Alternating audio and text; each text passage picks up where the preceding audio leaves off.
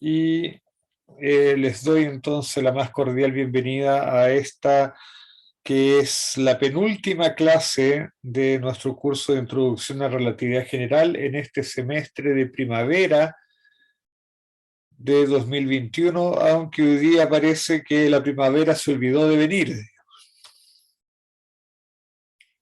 Amaneció feo hoy día, pero en fin.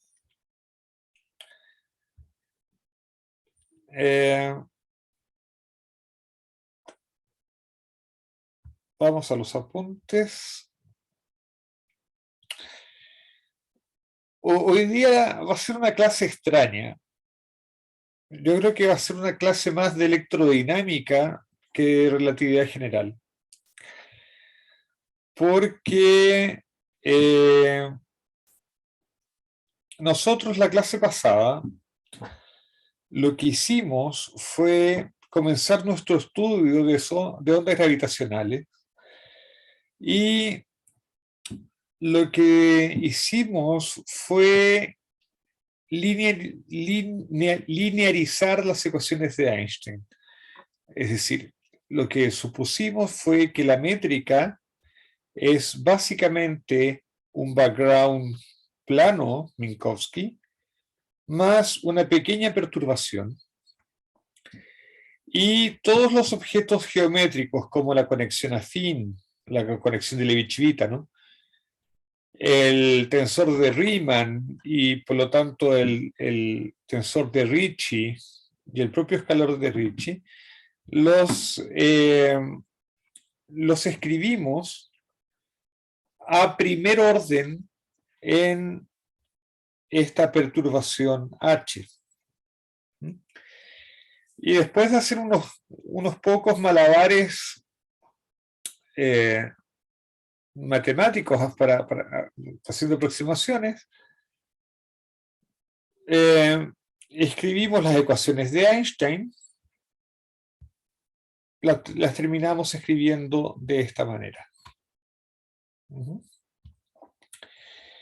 Que ya nos trae alguna suerte de esperanza, porque fíjense que esta ecuación de aquí, la 7.6, que son las ecuaciones de Einstein linealizadas, tienen alguna pinta de ecuación de ondas con fuentes. Porque, bueno, aquí está el operador de onda, aquí está el d'Alembertiano, pero todos los otros términos son segundas derivadas de la perturbación. Entonces, algo suena a ecuación de onda. Y aquí aparece el tensor de energía momentum y su traza como la fuente de la perturbación. Ya. Entonces, les recuerdo, estas son las ecuaciones linealizadas de Einstein.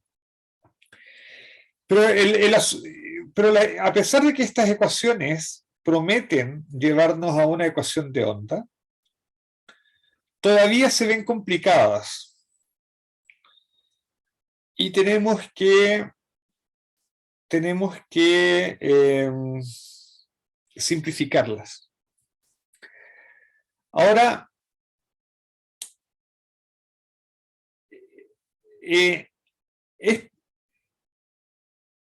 estas ecuaciones en realidad están escritas, la ecuación 7.6, está escrita de una manera innecesariamente complicada.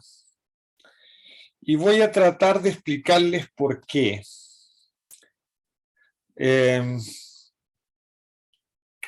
A ver, todos ustedes están haciendo campos 2, ¿cierto? O sea, por lo menos sí.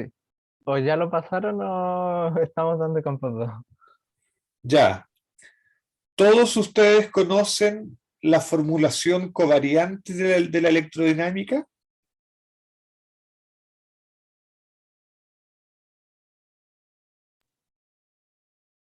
¿Hay alguien? No es, O sea, que la conocemos, por lo menos los que ahora estamos dando campus 2, conocerla sí, no diría como que sabemos muy bien qué cosas hacer. Ya, ya. Ok. Ya, entonces déjenme repasar un poco cómo se obtiene. Vamos a hacer un poco de electrodinámica. La clase de hoy día va a ser un poco de electrodinámica, así es que vamos a ir a la pizarra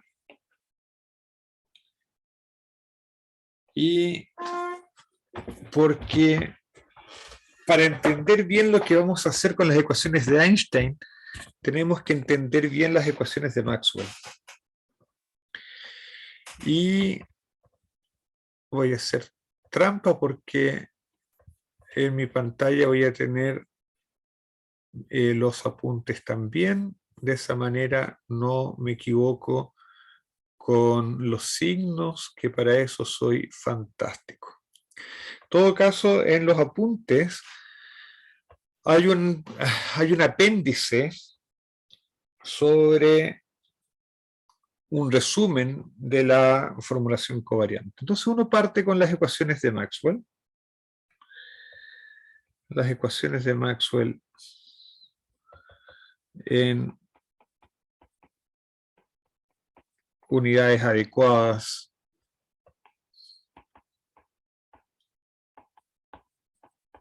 son estas. Y aquí estoy pensando cómo escribo esto. Esto yo debería escribirlo así.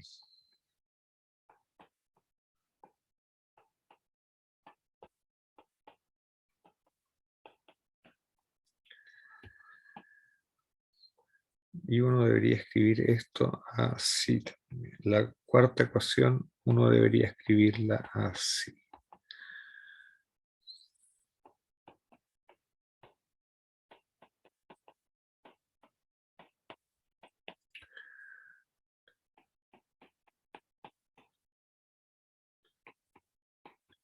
Esas son las ecuaciones de Maxwell escritas en unidades gaussianas. Ya. Entonces, de hecho las vamos a enumerar. Las vamos a enumerar porque son importantes. Entonces, la ecuación, fíjense que en las ecuaciones de Maxwell hay dos grupos de ecuaciones. La ecuación 1 y la ecuación 4 son las ecuaciones que contienen fuentes, mientras que la ecuación 2 y la ecuación 3 no tienen fuentes. La ecuación 2 y la 3 son, digamos así, estructurales, son relaciones entre los propios campos, pero las verdaderamente dinámicas en cierto sentido, en el sentido de que tienen fuentes, son la 1 y la 4. Entonces, ¿para qué sirven las ecuaciones 2 y 3?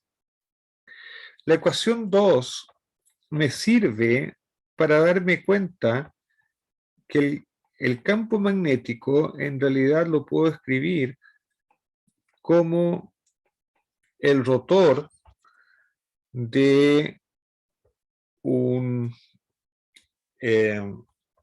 potencial vectorial. Y la ecuación 3, entonces, la puedo escribir de la siguiente manera, como el rotor de el campo eléctrico más 1 sobre C de A dt, y es igual a 0. Y esta ecuación de aquí, me dice algo sumamente importante. Me dice que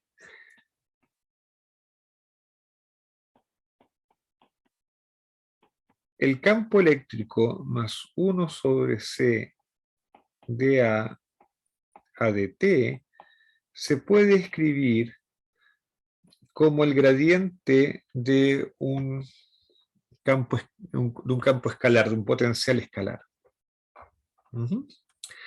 Entonces, en realidad lo que yo aprendo con la ecuación 2 y con la ecuación 3 es que los campos E y B no son lo más fundamental. Uno puede escribirlos en términos de potenciales, de 4 potenciales. Un potencial escalar y las 3 componentes de el potencial vectorial. Y de hecho, con esto, las ecuaciones las restantes ecuaciones de Maxwell se escriben de una manera un poquito extraña. De hecho, la primera, la ley de Gauss, pasa a ser escrita de la siguiente manera, como el laplaciano de phi más 1 sobre c de a de t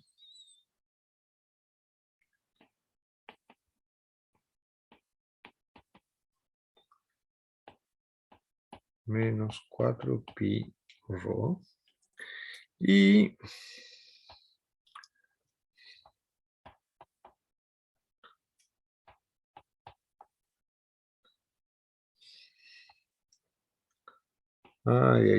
esto es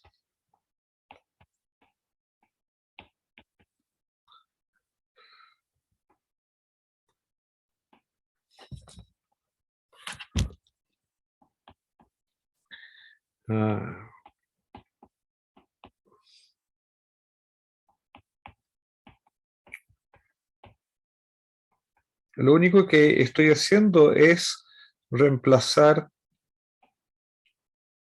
esta ecuación y esta de aquí en las ecuaciones 1 y 4.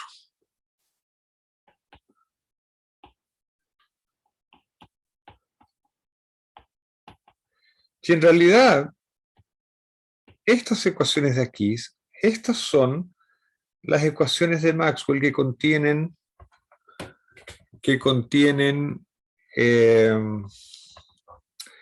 toda la dinámica. Ahora bien, ustedes ya habían visto esto ustedes ya lo conocen, no hay nada nuevo aquí. Pero fíjense que, al igual que lo que sucede con nuestra ecuación linealizada de Einstein, estas ecuaciones se ven muy, muy, muy complicadas.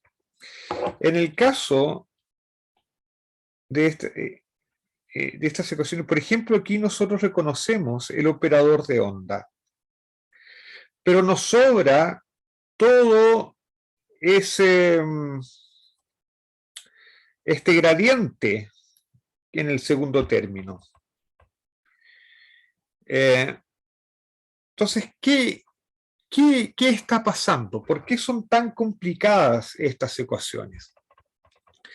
Bueno, la razón de que estas ecuaciones son tan complicadas es porque estamos haciendo las cosas mal. O no estamos haciendo las cosas mal, pero nos estamos pasando de listos. ¿Alguien sabe qué es lo que está pasando aquí? ¿Alguien tiene una idea?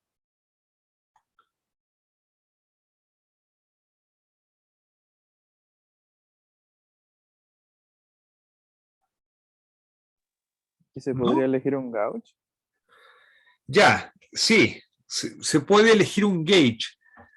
Pero ¿por qué la electrodinámica es invariante de gauge?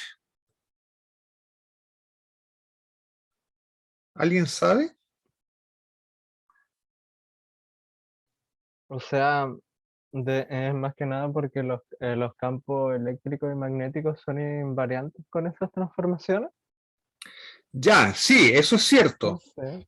Eso es cierto. Pero a modo más fundamental, no sé. Ya, ok.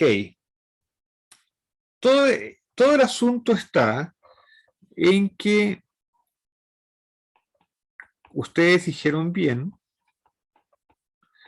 la teoría es invariante de Gauge.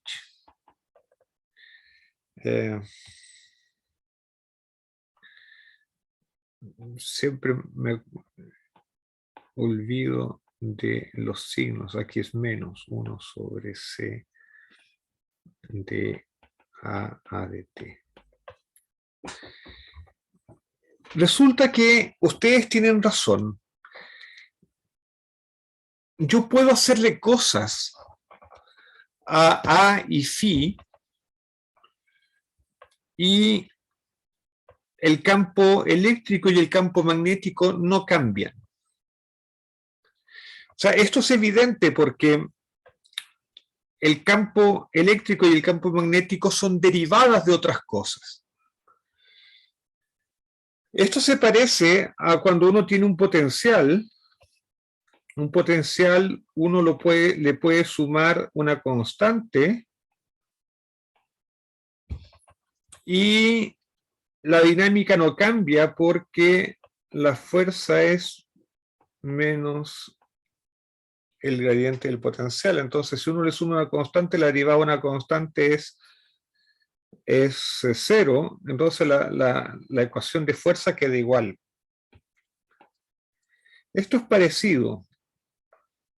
Por ejemplo, si uno hace la transformación,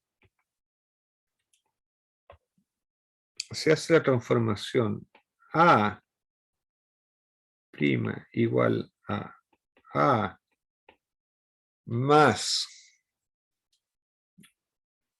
el gradiente de una cierta función θ, entonces B no cambia porque el rotor de un gradiente es 0. Así es que esto queda igual. Y por otra parte, si yo además hago la transformación, voy a borrar esto aquí, si además hago la transformación phi prima igual phi menos, ¿no? Menos de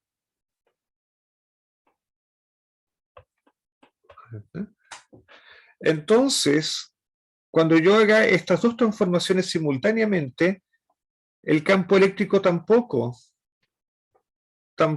va a cambiar. Entonces, la teoría tiene una libertad de que yo puedo hacer transformaciones de ese tipo y la teoría queda igual. Y estas son las llamadas transformaciones de Gauge. Transformaciones de Gauge. Ahora, ¿por qué viene, de dónde viene esta invariancia de Gauge? La invariancia de Gauge viene del siguiente hecho. Fíjense cuántas variables tenemos en nuestra teoría. En las ecuaciones dinámicas aparecen 4 campos. A ver, ρ y J son las fuentes, así es que eso es externo, eso no cuenta. Lo que cuentan, los campos son phi y las 3 componentes de A. O sea, tenemos phi, AX, AI y AZ. Esos son nuestros campos. Por lo tanto, tenemos 4 grados de libertad. ¿Sí? ¿Está bien? Sí. Ya. Pero el objeto fundamental de la teoría electromagnética son las ondas electromagnéticas. Las ondas electromagnéticas son los campos electromagnéticos propagándose. ¿Sí? ¿Y cuántos grados de libertad independientes tenemos en las ondas electromagnéticas? ¿Alguien sabe?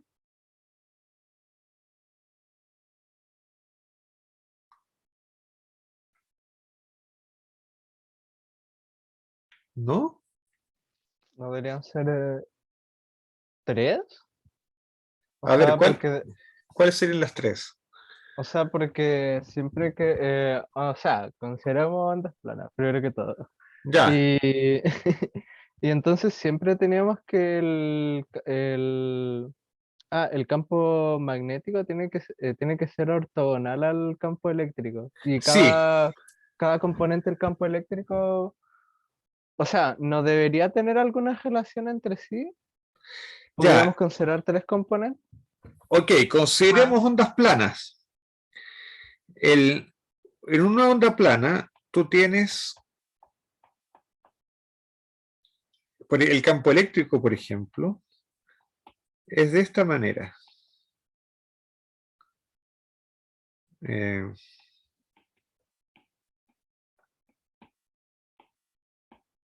¿Sí?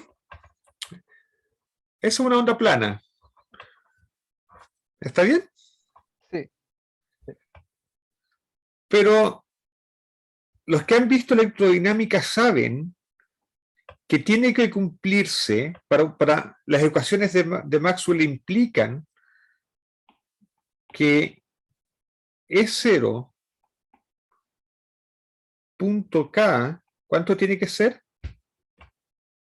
0. Cero. Ondas planas en el vacío, eso es así. Super cachilupi.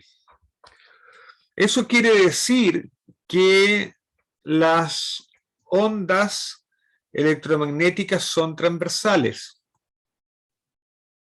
¿Están de acuerdo conmigo, cierto?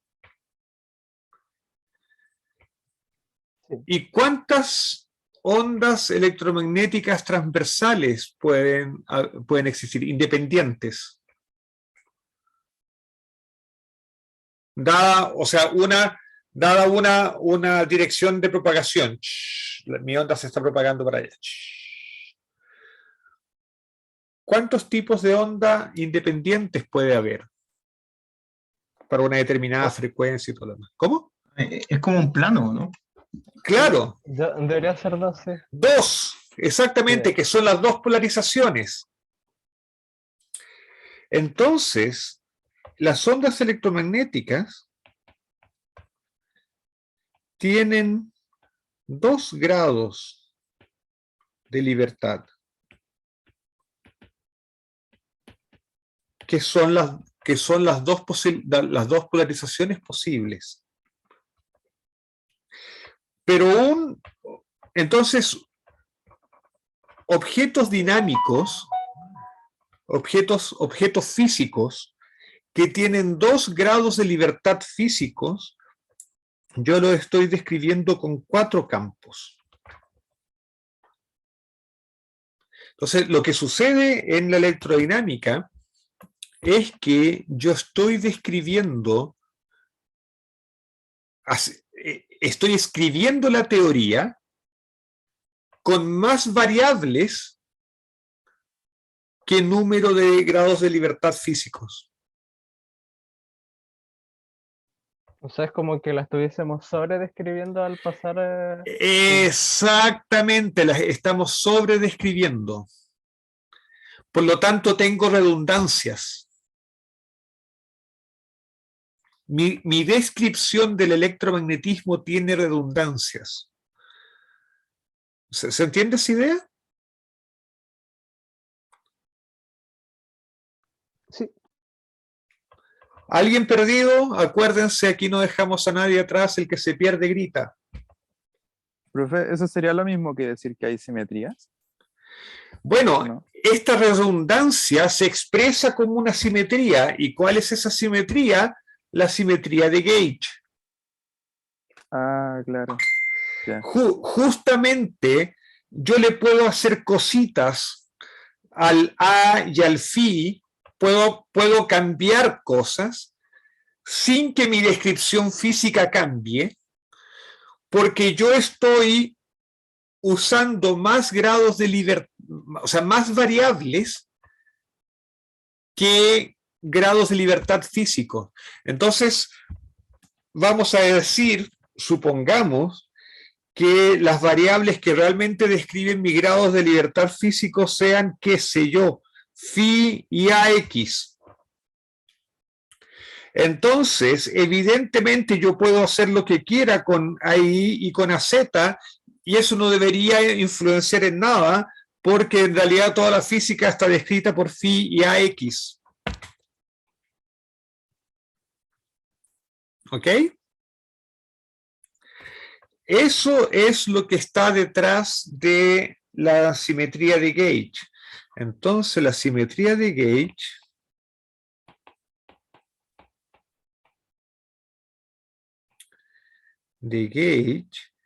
es una consecuencia, o es la consecuencia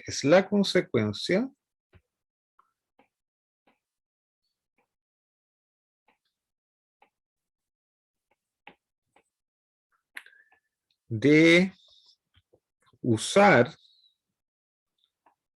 un formalismo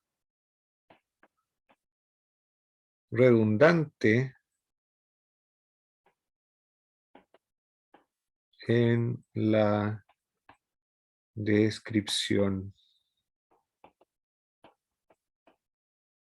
de mi sistema físico, de la física, digo.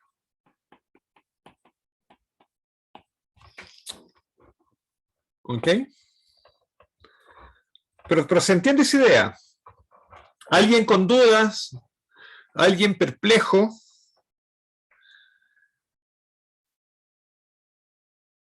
¿No? Ahora, si estoy... ¿Sí? Esto igual, o sea, aquí estuvimos hablando de ondas en el vacío y para ondas en materiales igual debería ser, por cierto, por si acaso como para confirmar. Depende. Hay materiales en que al menos parte de esta simetría puede ser rota. Por ejemplo, en los superconductores. Ya. ¿Ya? ¿Y cómo? Porque en los superconductores, en los superconductores el estado fundamental está dado por los pares de Cooper. ¿Has escuchado hablar de los pares de Cooper? No.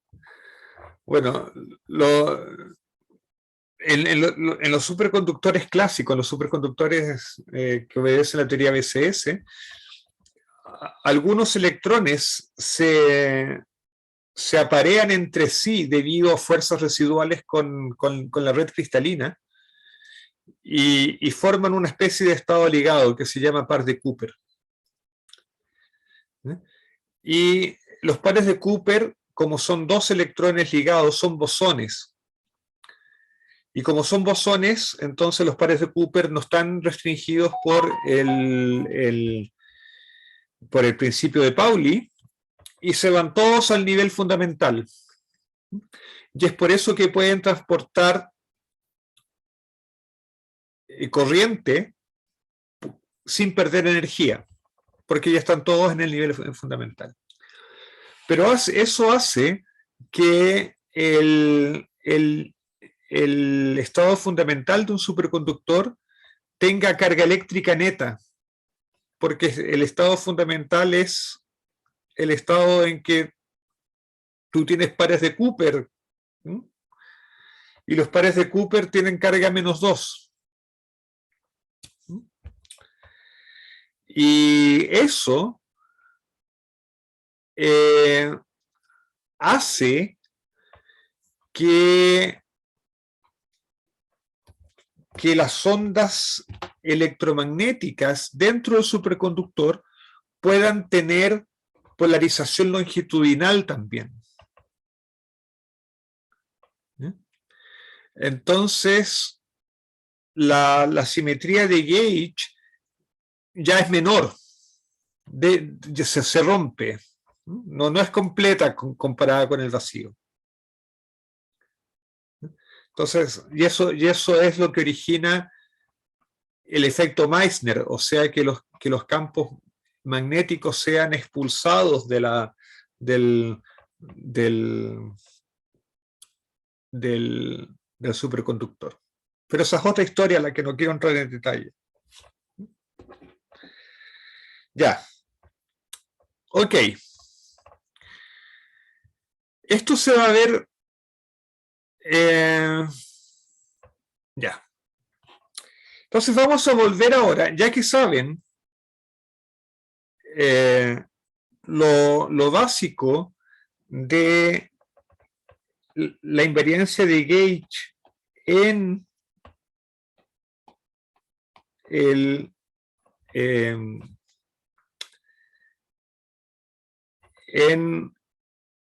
electromagnetismo, vamos a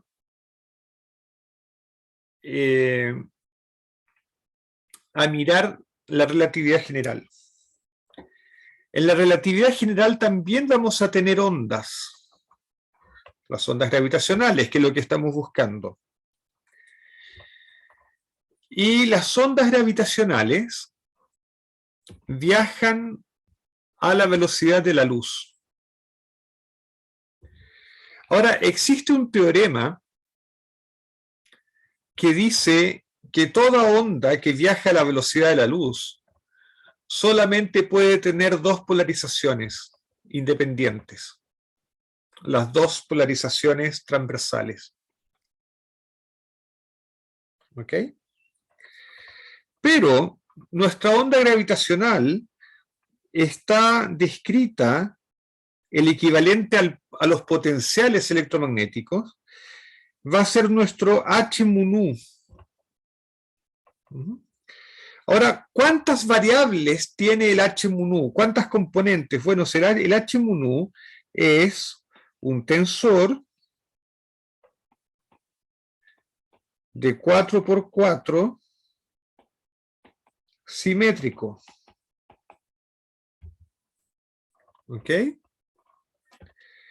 Un tensor de 4×4, que eso nos dice que el H mu nu tiene 16 componentes.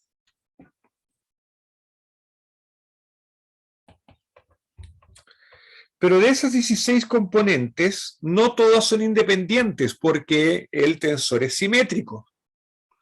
Y si ustedes sacan las cuentas,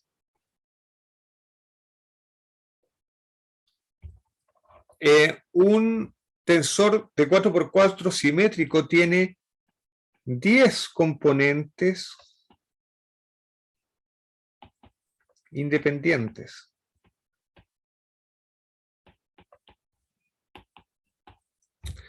Entonces, en relatividad general, estamos describiendo una teoría.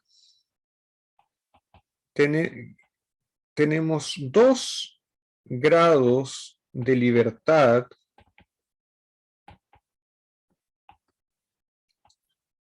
físicos y los describimos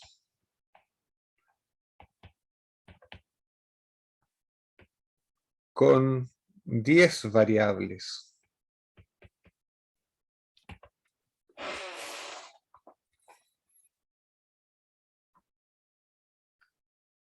¿Capich? Entonces, la redundancia que hay en la descripción de relatividad general es mucho mayor que la redundancia que hay en el electromagnetismo. Y la consecuencia de eso es que hay una simetría de gauge mayor que en el electromagnetismo.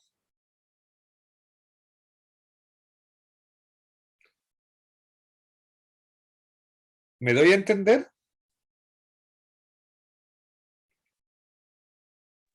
Sí, profe. Preguntas, comentarios. O sea, profe, ¿Sí? entonces, por eso la ecuación que vimos antes, usted dice que es tan innecesariamente complicada. Exactamente, porque está escrita usando más variables que la que necesitamos. Entonces, ¿qué es lo que hay que hacer? Para describir la física de verdad, lo que tenemos que hacer es fijar el gauge. Fijar el gauge. En el electromagnetismo, vamos a volver a las ecuaciones, nuestras ecuaciones dinámicas. En el electromagnetismo hay varias formas de fijar el gauge. Una forma de fijar el gauge, por ejemplo, es colocar, lo voy a escribir aquí,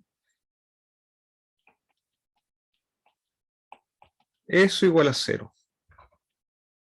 Eso por lo menos me simplifica la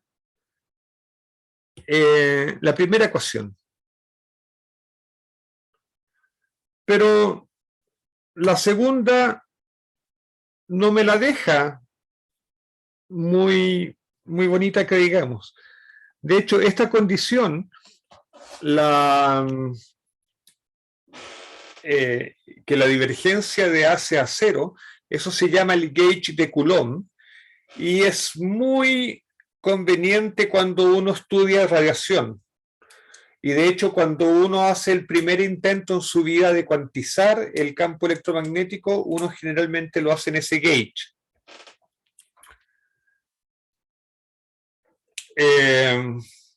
Porque es súper conveniente. Es facilito. El problema de ese gauge es que no es un gauge covariante. O sea, esto no es compatible con el principio de relatividad, como ustedes adivinarán. Entonces, por ahí escribían en el chat, es mejor usar el gauge de Lorentz. Efectivamente, entonces voy a hacer una cosa cruel, voy a borrar mis ecuaciones de Maxwell aquí, y me voy a quedar solamente con las de abajo, porque al final de cuentas son equivalentes.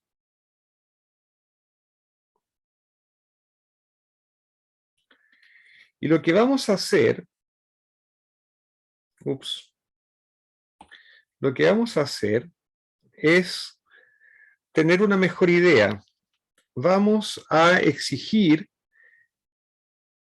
que esto sea 0. O sea, vamos a pedir que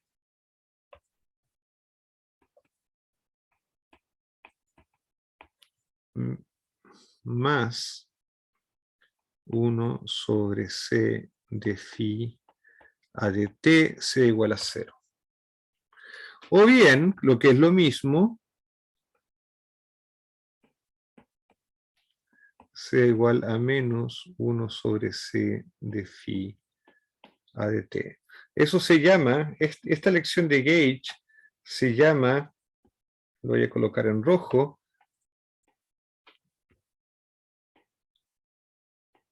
gauge de Lorentz. De Lorentz sin t, porque este Lorentz es distinto al de las transformaciones de Lorentz. Es otro tipo. Entonces, de esta manera, nos olvidamos de esto, y en la primera ecuación me va a quedar de la siguiente manera. Me va a quedar menos 1 sobre c cuadrado de phi a de t 2 igual a menos 4 pi rho. Bueno, y voy a escribirla de abajo también porque para que sea más claro.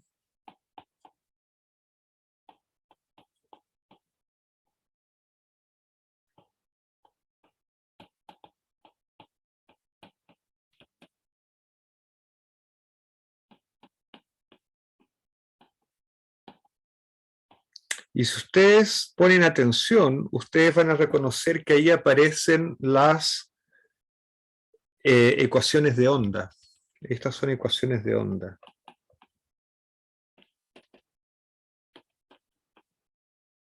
De onda con fuentes.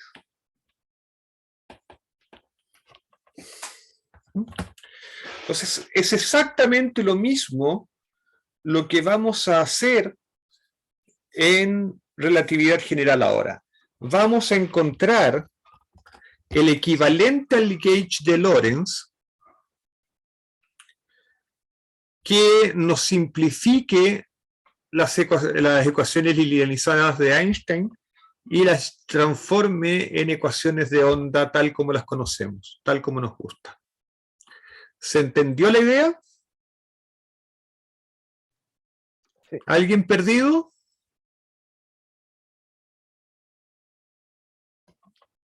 ¿No?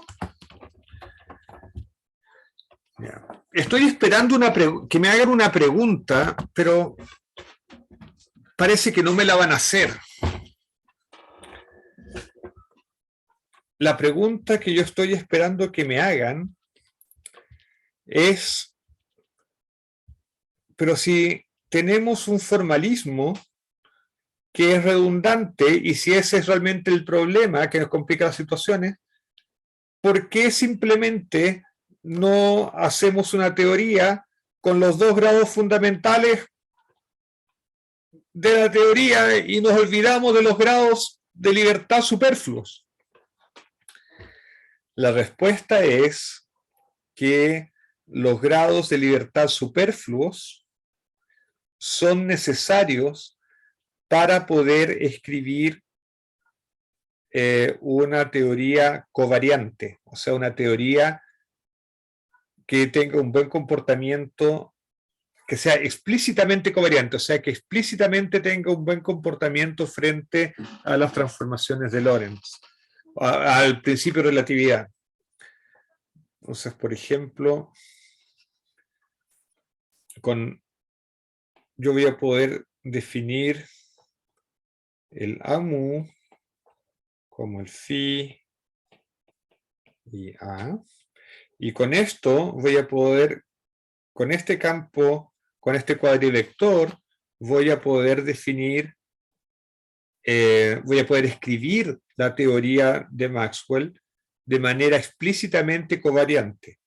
Por ejemplo, voy a definir el F mu nu como d mu a nu menos d nu a mu, y yo me voy a dar cuenta de aquí que en este F mu nu están los campos eléctricos y magnéticos, y que las ecuaciones de Maxwell finalmente las voy a poder escribir así. Menos, creo, J, no. Con un 4pi probablemente aquí. Entonces voy a poder escribir con estas variables redundantes, puedo escribir una teoría que sea explícitamente covariante. Entonces que tenga buen comportamiento desde el punto de vista relativista. Por eso es que necesitamos esta descripción redundante. Ya. Entonces, ya que sabemos lo que tenemos que hacer, vamos a respirar hondo, vamos a ser valientes y vamos a enfrentar nuestro destino.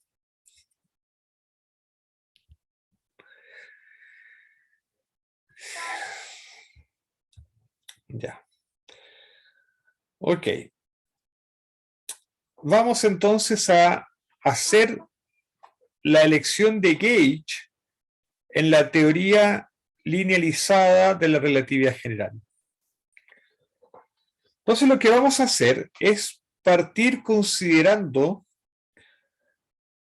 una transformación de coordenadas en que mis nuevas coordenadas son las antiguas más alguna cosita.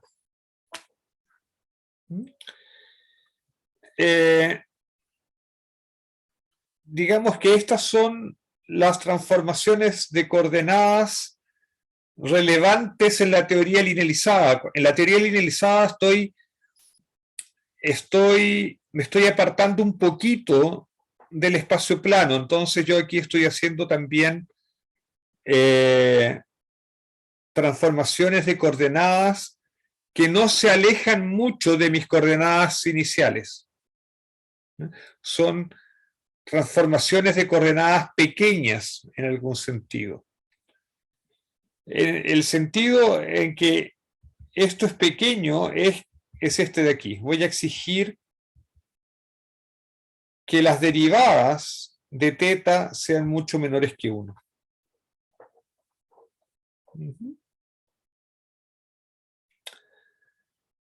Pregunta, ¿por qué no puedo exigir que teta sea mucho menor que 1? ¿Por qué tengo que exigir que las derivadas sean mucho menor que 1?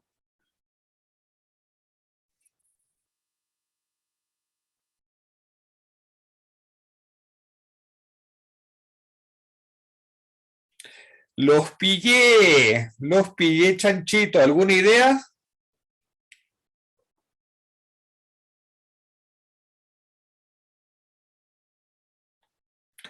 Bueno, ya que me piden que les explique.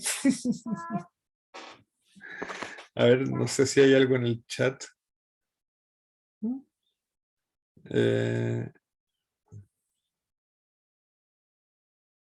Ya, sinceramente no. Me imagino que se refiere a que sinceramente no hay ideas. Ya. La razón es que estos x mu son, por ejemplo, la posición. Por lo tanto, tienen unidades, se miden en metros. Por lo tanto, teta también se mide en metros. Yo no puedo exigir que algo que tenga unidades sea mucho menor que 1, porque 1 no tiene unidades, digamos. O sea, ven. Pero las derivadas de teta son adimensionales. Por lo tanto, eso sí que tiene sentido que yo exija que sean mucho menores que 1. ¿Está bien? Pero eso no se podría igual como rescalando o algo así como para que desaparezcan las unidades. O sea, yo tendría que decir teta comparado con alguna cosa tiene que ser chico. O sea, sí. Teta dividido por 1 metro tiene que ser chico. Pero si tú quieres, la forma de reescalar es comparándolo con la derivada, que es lo más natural que yo tengo con unidades de 1 sobre distancia. Eso es lo que estoy haciendo realmente. Ya entiendo. Ya. Ok. Ahora, ¿cómo transforma la métrica bajo esta transformación de coordenadas? Bueno, la transformación de la métrica es como siempre son las transformaciones de la métrica. La métrica se transforma como un tensor, o sea, transforma así. Súper. Pero resulta que yo puedo calcular estas derivadas exactamente. Esas derivadas yo las puedo calcular y son estas de aquí. Y aquí es donde viene la aproximación. Yo puedo suponer que las derivadas con respecto a las nuevas a las nuevas coordenadas son iguales a las derivadas con respecto a las antiguas coordenadas. ¿Por qué? Vamos a la pizarra.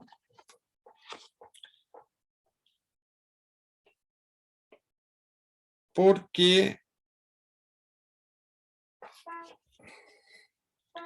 la derivada de teta con respecto a x mu,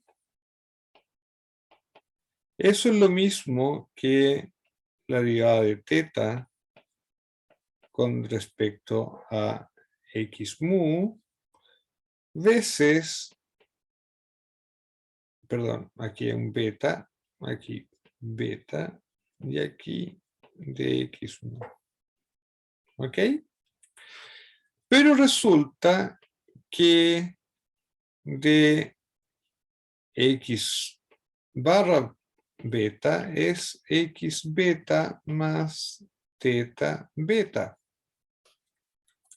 Así es que la derivada de x beta de x mu es lo mismo que delta beta mu más la derivada de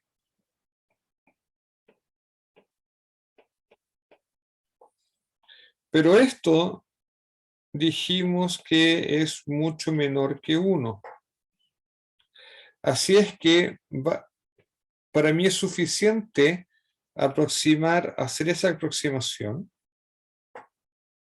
Y de esta manera me queda entonces que de teta alfa de x barra mu es más o menos igual a de teta alfa de x mu. ¿Está bien? ¿Se entendió?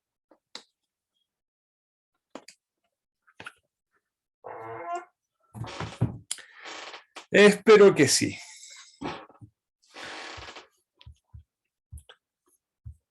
Entonces, volvamos a los apuntes.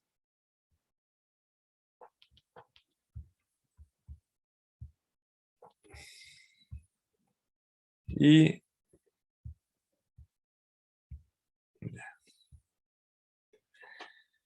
ya, entonces hago el reemplazo.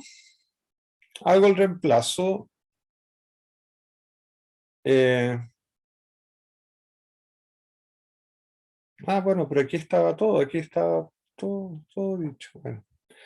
Entonces, haciendo ese reemplazo, voy a encontrar que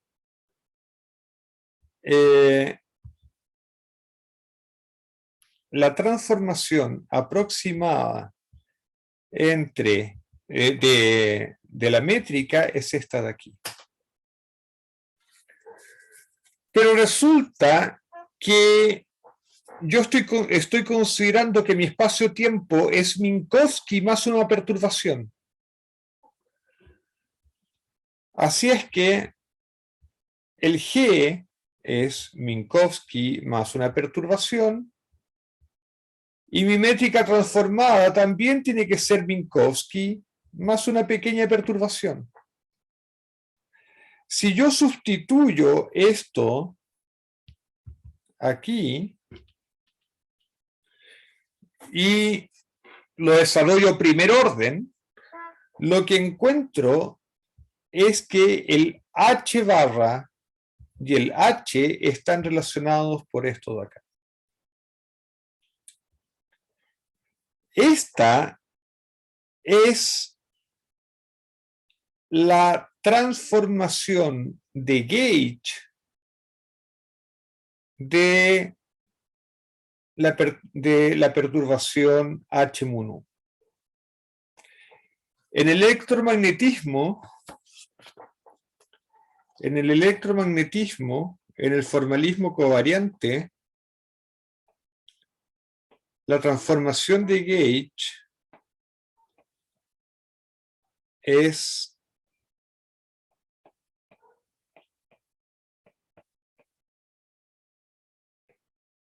Esa es la transformación de gauge. Ujú. Eso es el electromagnetismo. En la teoría linealizada de la relatividad general, la transformación de gauge es esta de aquí.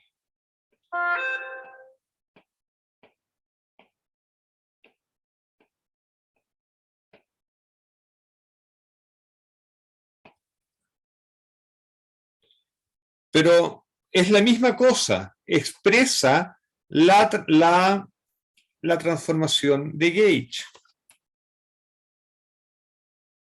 Y en relatividad general, esta transformación de gauge está asociada a las transformaciones generales de coordenadas.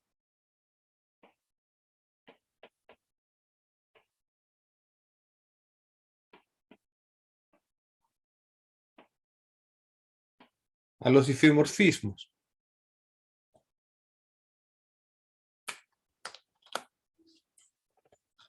¿Ok? Preguntas, comentarios.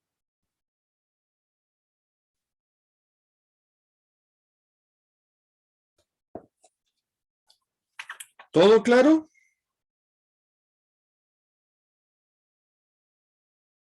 Ya, voy a suponer que está todo claro. Soy un fantástico profesor.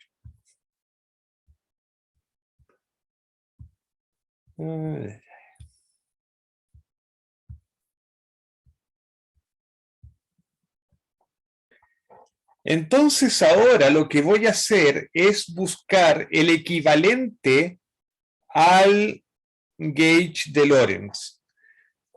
En relatividad general, el equivalente al gauge de Lorentz se llama gauge armónico. Y el gauge armónico tiene como definición esta que es muy poco intuitiva, digamos. Esa es la condición que yo voy a colocar para fijar el gauge. Que G mu nu por el Levi-Civita, el gamma, lambda mu nu, sea igual a 0. Si yo ahora aplico esta condición con este G y con este gamma, con esa conexión, lo que encuentro es que el gauge armónico se reduce a esto. Esa es la condición equivalente al gauge de Lorentz en electrodinámica.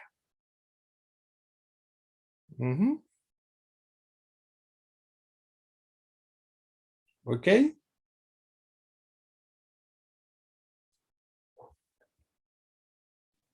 Profe, ¿Sí? ¿y cómo llegaron a que tenía que ser justamente el G mu nu por la conexión afín?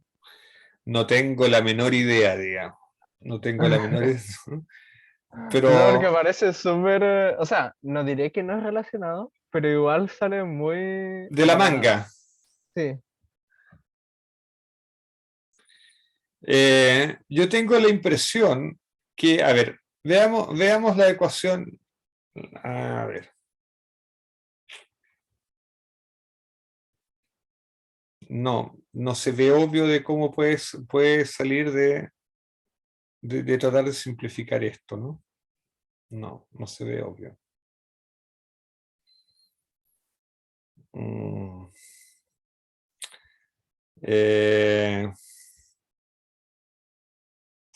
Los físicos teóricos son gente ingeniosa. ya. ¿No? Ya, ok. Entonces yo siempre puedo encontrar un H que satisfaga esto. Si yo tengo un H que no satisface eso, puedo hacer una transformación de gauge para que lo satisfaga. Entonces siempre podemos suponer que mi perturbación satisface el gauge armónico. Ese gauge aquí. Ahora, lo que es, no sé si es muy evidente, pero se los dejo como ejercicio, es muy fácil de hacer. Si ustedes sustituyen esto en esta ecuación, ustedes pueden ver que esto de aquí se hace 0. Se hace 0.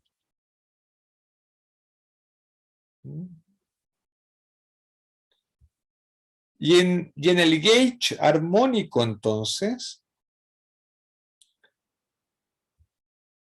la ecuación linealizada de Einstein se reduce a esto de aquí. Y si estamos en el vacío, entonces el T mu es 0 y la ecuación linealizada de Einstein se reduce a eso, al d'Alembertiano de H mu nu igual a 0. O bien, explícitamente, encontramos la ecuación de onda. ¿Ok? Y es una ecuación de onda en que la velocidad de la onda es c, es la velocidad de la luz.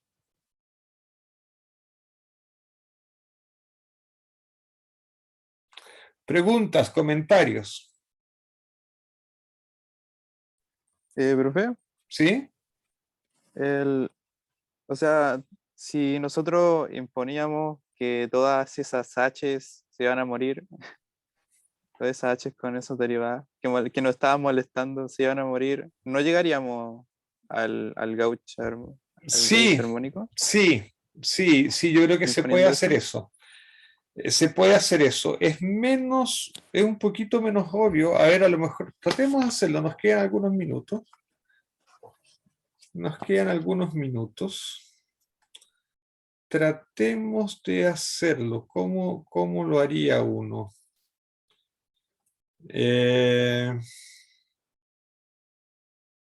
¿Cómo lo haría uno?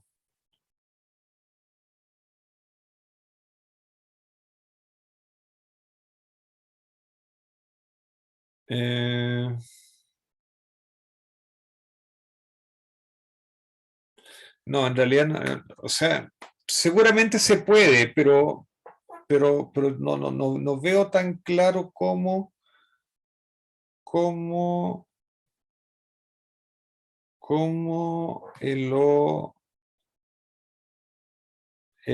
uno llegaría a eso.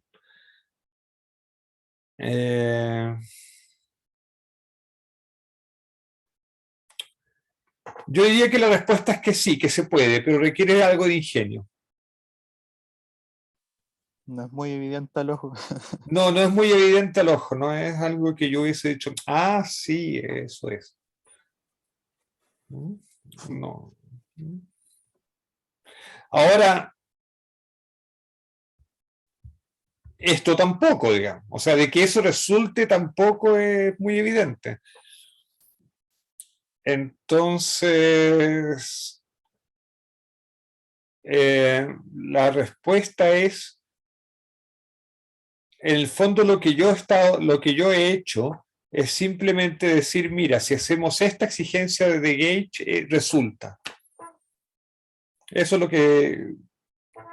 lo que he hecho, digamos. Y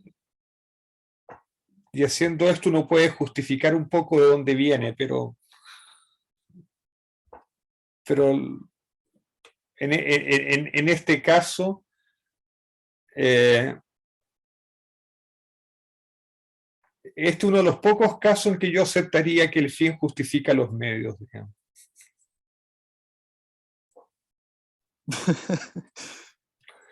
¿Ya?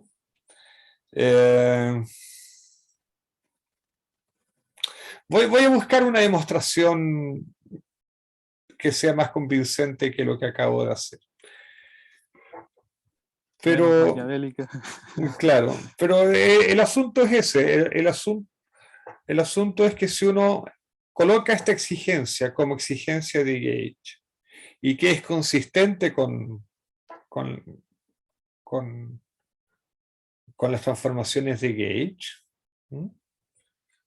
Entonces uno descubre que esto es cero y se simplifica la ecuación. Y eso es lo que queríamos realmente. Así es que le estoy contando la historia, ¿no? No se la estoy construyendo, pero le estoy contando la historia. Eso es lo que estoy haciendo.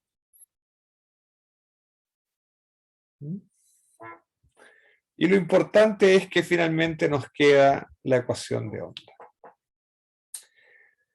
Lo que vamos a hacer en la próxima clase es resolver la ecuación de onda. Vamos a analizar las soluciones de la ecuación de onda y vamos a llegar a la conclusión de que efectivamente tengo dos polarizaciones posibles para las ondas gravitacionales y vamos a interpretar físicamente esas dos polarizaciones. ¿Ok? Eso es lo que nos queda, nada más que eso. ¿Preguntas, más comentarios?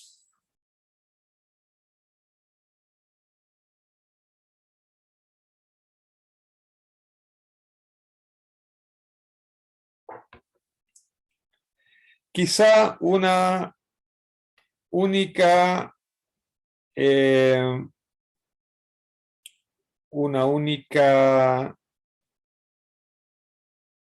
observación final es que fíjense que esto de aquí son 4 ecuaciones. Son 4 condiciones esta de aquí. ¿Sí? Y aquí tengo un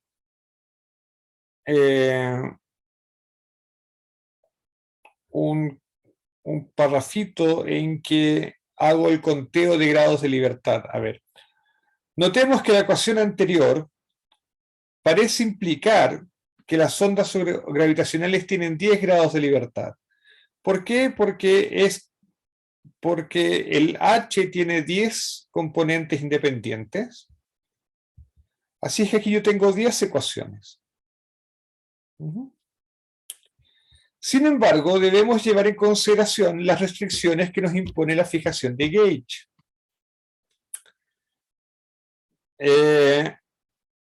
La fijación de Gage nos impone 4 ecuaciones más. 4 ecuaciones. Entonces, de las 10 ecuaciones originales de esta de aquí, con estas 4 restricciones, nos quedan 6 ecuaciones realmente libres, 6 grados de libertad. Pero ¿qué ocurre? Estas ecuaciones de aquí no fijan completamente el Gage. Todavía queda una libertad de Gage adicional. Y esa ecuación esa libertad de Gage adicional se fija exigiendo que el d'Alembertiano del parámetro de Gage sea igual a 0. Tiene que cumplirse eso tiene que ser igual a 0, para que sea consistente todo esto. Y eso nos da 4 ecuaciones más. O sea, en general, tengo 10 ecuaciones y tengo 8 restricciones. Y eso es lo que nos da los 2 grados de libertad físicos. Revisen esta sección para la próxima semana, para la próxima clase, para el jueves. Aprovechen que el miércoles es feriado, mañana es feriado, así que denle la leída a los apuntes. Y nos vemos el jueves en la alegría y en la felicidad para nuestra última clase de relatividad general. ¿Ok? Nos vemos. Chao, chao.